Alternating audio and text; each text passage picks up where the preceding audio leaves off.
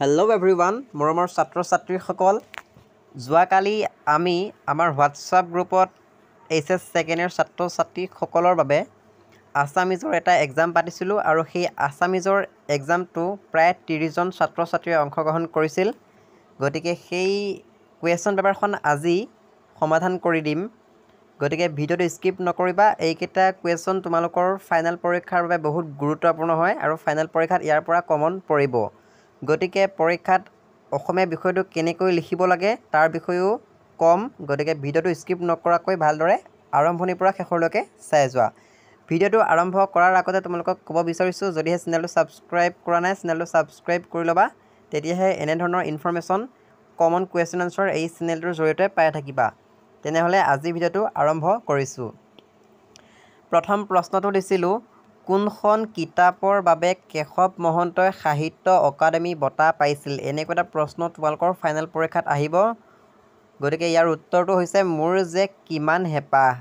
এইখন লিখিছিলে কেশৱ মহন্তই আৰু এই মোৰ যে কিমান হেঁপাহ এইখনৰ বাবে সাহিত্য অকাডেমী বঁটা পাইছিল। বহুত গুৰুত্বপূৰ্ণ প্ৰশ্ন হয়। 2 নম্বৰ প্ৰশ্নটো হ'ল, পঞ্চপুষ্প পুথিখন কাৰ ৰচনা? পঞ্চপুষ্প পুথিখন তীৰ্থনাথ শৰ্মাৰ ৰচনা। বহুত গুৰুত্বপূৰ্ণ প্ৰশ্ন হয়। এইবোৰ আটাইবোৰ প্ৰশ্ন প্ৰিভিয়াছ ইয়েৰৰ এক্সামত আহিছে। 3 নম্বৰ প্ৰশ্নটো হ'ল, সুনীল গংগোপাধ্যায় পৰিচালনা কৰা অসমীয়া কথাছবিৰ নাম কি? আৰু সেই অসমীয়া কথাছবিখনৰ নাম হৈছে সতী বেউলা। এইখন লিখিছিলে সুনীল গংগোপাধ্যায়ে পৰিচালনা কৰিছিলে। 4 নম্বৰ প্ৰশ্নটো হ'ল, শিলভদ্ৰৰ প্ৰকৃত নাম কি? শিলভদ্ৰৰ প্ৰকৃত নাম হৈছে ৰেৱতী মোহন দত্ত চৌধুৰী।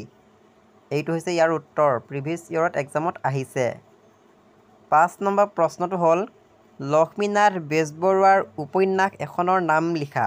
উত্তৰটো হ'ব পদুম কুঁৱৰী। আৰু এইটো প্ৰশ্ন যোৱা 5 জানুৱাৰী তাৰিখে আছাম পুলিচৰ SI পৰীক্ষাত আহিছে। সেয়েহে এইবোৰ প্ৰশ্ন বহুত গুৰুত্বপূৰ্ণ হয়। 6 নম্বৰ প্ৰশ্নটো হ'ল, যদু বুলি কোনজন সাহিত্যিকক জনা যায়? যদু বুলি যতীন্দ্ৰ নাথ বৰুৱাক জনা যায়। বহুত গুৰুত্বপূৰ্ণ প্ৰশ্ন। ইন্দ্ৰমালতী কেতিয়া প্ৰকাশ পাইছিলে? ইন্দ্ৰমালতী প্ৰকাশ পাইছিলে 1939 চনত আৰু জয়মতী প্ৰকাশ পাইছিলে 1935 চনত। বহুত গুৰুত্বপূৰ্ণ প্ৰশ্ন হয়। এই দুয়োখন জ্যোতিপ্ৰসাদ আগৰৱালাই নিৰ্মাণ কৰিছিল। 8 নম্বৰ প্ৰশ্নটো হ'ল, দেৱী গ্ৰন্থখন কাৰ ৰচনা? আৰু এই দেৱী গ্ৰন্থখন ডক্টৰ নিৰ্মলপ্ৰভা বৰদলৈৰ ৰচনা। বহুত গুৰুত্বপূৰ্ণ প্ৰশ্ন। বনফুল কেতিয়া প্ৰকাশ পাইছিল? এই বনফুল কবিতা পুথিখন যতীন্দ্ৰনাথ বৰুৱাই লিখিছিলে আৰু এই বনফুল কবিতা পুথিখন 1955 চনত প্ৰকাশ পাইছিলে। 10 নম্বৰ প্ৰশ্নটো হ'ল, মলাট শব্দৰ অৰ্থ কি? ইয়াৰ উত্তৰটো হ'ব মলাট শব্দৰ অৰ্থ হ'ল কিতাপৰ বকলা। এনেকুৱা ধৰণৰ শব্দ অৰ্থ তোমালোকৰ পৰীক্ষাত 3টা আহিব। ফাইনেল পৰীক্ষাত 3টা আহিব। গতিকে শব্দ অৰ্থবোৰ চাবা। এইকেইটা হৈছে 2 নম্বৰীয়া প্ৰশ্ন। প্ৰথম প্ৰশ্নটো হ'ল, ক নৱকান্ত বৰুৱাৰ দুখন উপন্যাসৰ নাম লিখা। এইটো প্ৰশ্ন বহুত গুৰুত্বপূৰ্ণ হয়। এইবাৰ পৰীক্ষাত আহিব। ইয়াৰ উত্তৰটো হ'ব কপিলীপৰীয়া সাধু আৰু ককা দেউতাৰ হাড়। এইটো বহুতবাৰ আহিছে, এইবাৰো আহিব। 6 নম্বৰ প্ৰশ্নটো হ'ল, উৰমাল আৰু তৰাজৰী শব্দৰ অৰ্থ কি? এই দুটা বহুত গুৰুত্বপূৰ্ণ হয়। ইয়াৰ পৰা যিকোনো এটা তোমালোকৰ পৰীক্ষাত এইবাৰ আহিবই। আৰু ইয়াৰ উত্তৰটো হ'ব, উৰমাল শব্দৰ অৰ্থ হৈছে ৰুমাল আৰু তৰাজৰী শব্দৰ অৰ্থ হ'ল তৰা গছৰ জৰী। বহুত ইম্পৰ্টেণ্ট কুৱেশ্যন। মাধৱদেৱৰ মাতৃৰ নাম কি? মাধৱদেৱৰ মাতৃৰ নাম হৈছে মনোৰমা আৰু এই নামঘোষা কোনে লিখিছিলে? নামঘোষা মাধৱদেৱে লিখিছিলে। অৰ্থাৎ নামঘোষা মাধৱদেৱৰ দ্বাৰা ৰচিত। Most important. নিৰ্মলপ্ৰভা বৰদলৈৰ দুখন গৱেষণা গ্ৰন্থৰ নাম লিখা। এইটো বহুত গুৰুত্বপূৰ্ণ প্ৰশ্ন, তোমালোকৰ পৰীক্ষাত আহিব এইটো। আৰু ইয়াৰ উত্তৰটো হ'ব দেৱী আৰু শিৱ। এই দুখন হৈছে ডক্টৰ নিৰ্মলপ্ৰভা বৰদলৈৰ দুখন গৱেষণা গ্ৰন্থ। Most important. জয়ন্তী আলোচনীখন কোন দুগৰাকী ব্যক্তিৰ দ্বাৰা সম্পাদিত হৈছে? এইটো বহুত গুৰুত্বপূৰ্ণ হয়। বহুতবাৰ এক্সামত আহিছে আৰু এইবাৰ টেষ্ট পৰীক্ষাটো আহিছে। এইটো প্ৰশ্ন চাই থবা। ইয়াৰ উত্তৰটো হ'ব কমল নাৰায়ণ দেৱ আৰু চক্ৰেশ্বৰ ভট্টাচাৰ্য। বহুত গুৰুত্বপূৰ্ণ হয় এইটো প্ৰশ্ন।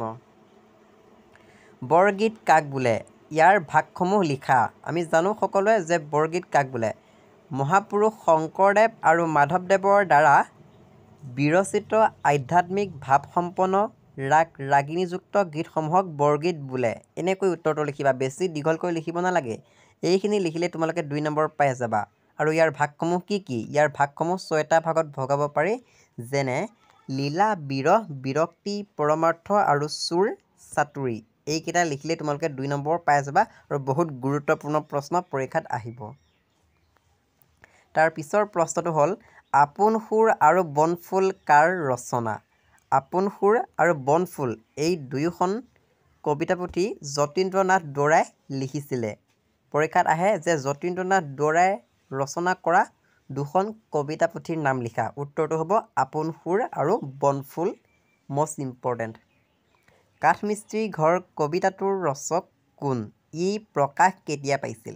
কাঠমিস্ত্ৰী ঘৰ কবিতাটোৰ ৰচক হৈছে ধীৰেন্দ্ৰ চন্দ্ৰ দত্ত আৰু এই কাঠমিস্ত্ৰী ঘৰ কবিতাটি 1939 চনত প্ৰকাশ পাইছিল। বহুত গুৰুত্বপূৰ্ণ প্ৰশ্ন।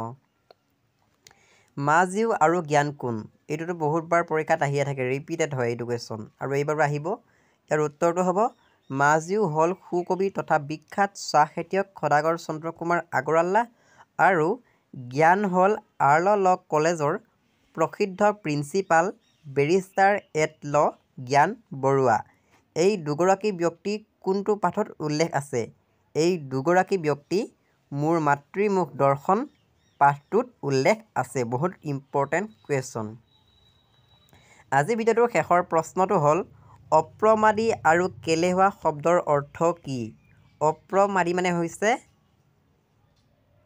সাৱধান আৰু কেলেহুৱা মানে হৈছে লোকৰ ঘৰত চাপি পেট পুহি থকা লোকক কেলেহুৱা বুলি কোৱা হয়। গতিকে এইখনে আছিলে কুৱেশ্যন পেপাৰখন, কালি এক্সাম হোৱা কুৱেশ্যন পেপাৰখন এইখনে। গতিকে এই কুৱেশ্যন পেপাৰখন বহুত ইম্পৰ্টেণ্ট হয় ফাইনেল পৰীক্ষাৰ বাবে। বেছি দিন নাই তোমালোকৰ ফাইনেল পৰীক্ষালৈ আৰু মাত্ৰ 30 দিন আছে। এই 30 দিনত তোমালোকে ৰিভিজন কৰিব লাগিব। যিমানখিনি পঢ়িলা সেইখিনি ৰিভিজন কৰিব লাগিব আৰু ইম্পৰ্টেণ্ট কুৱেশ্যনবোৰ পঢ়িব লাগিব, যিহেতু তোমালোকৰ অসমীয়া কিতাপখনৰ সকলো প্ৰশ্ন পাঠৰ মাজৰ পৰা আহিব। আৰু এতিয়া যিকেইটা কুৱেশ্যন ডিছকাছ কৰিলোঁ এইকেইটা আটাইবোৰ কুৱেশ্যন প্ৰিভিয়াছ ইয়েৰত এক্সামত আহিছে। আৰু কালি বহুতে লিখিছে, মই প্ৰশ্ন দিছিলোঁ যে মাধৱদেৱৰ মাতৃৰ নাম কি? বহুতে লিখিছে পিতৃৰ নাম আৰু মাতৃৰ নাম। প্ৰশ্নত যিটো সোধে সেইটো আনচাৰ লিখিব লাগে। মই কালি দিছিলোঁ মাধৱদেৱৰ মাতৃৰ নাম কি আৰু বহুতে লিখিছে পিতৃৰ নাম। গতিকে নম্বৰ কাটিব, এনেকৈ লিখিলে নম্বৰ কাটিব, নম্বৰ নাবাঢ়ে। গতিকে এইবোৰ ভুল তোমালোকে নকৰিবা। প্ৰশ্নত যিটো সোধে সেইটো আনচাৰ দিবা আৰু বেছি দীঘলকৈ লিখিব নালাগে। বেছি দীঘলকৈ লিখিলে তোমালোকৰ সময়বোৰ নষ্ট হ'ব। সেয়েহে প্ৰশ্নই যিটো সোধে সেইটোৰ উত্তৰ দিবা। কিছুমানে কালি লিখিছে মাধৱদেৱৰ মাতৃৰ নাম হৈছে মনোৰমা আৰু পিতৃৰ নাম হৈছে কিবা কিবি লিখি দিছে, কুসুম্বৰ ভূঞা কিবা কিবি। কুসুম্বৰ ভূঞাটো মাধৱদেৱৰ পিতৃৰ নাম নহয়। গতিকে এইবোৰ ভুল কৰিলে মানে নম্বৰ কাটিবহে বা নম্বৰ নাপাবা। গতিকে প্ৰশ্নই যিটো সোধে সেইবোৰ উত্তৰ দিবা আৰু তোমালোকে পৰীক্ষাত সম্পূৰ্ণকৈ লিখিবা। মানে প্ৰশ্নটো ধৰা এনেকুৱা ধৰণৰ আহিছে যে উৰ্মাল শব্দৰ অৰ্থ কি? তোমালোকে ধুনীয়াকৈ লিখিবা যে উৰ্মাল শব্দৰ অৰ্থ হ'ল ৰুমাল। এনেকৈ লিখিলেহে 1 নম্বৰ পাবা।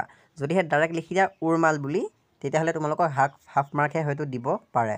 গতিকে প্ৰশ্নটো যিটো সোধে সেইখিনি লিখিবা, তাৰ পিছতহে উত্তৰটো লিখি দিবা। এনেকৈ লিখিলেহে তোমালোকে অসমীয়াত ভাল মাৰ্কছ এটা পাব পাৰিবা। যিহেতু অসমীয়াত বহুত ইজি হয়, কিন্তু পাঠৰ মাজৰ পৰা দিয়ে সকলোবোৰ প্ৰশ্ন। গতিকে পাঠৰ মাজৰ প্ৰিভিয়াছ ইয়েৰত অহা কুৱেশ্যনসমূহ প্ৰেক্টিছ কৰা। আৰু অসমীয়া বিষয়টো লিখোঁতে মানে আমাৰ সময় নাটনি হয় পৰীক্ষাত।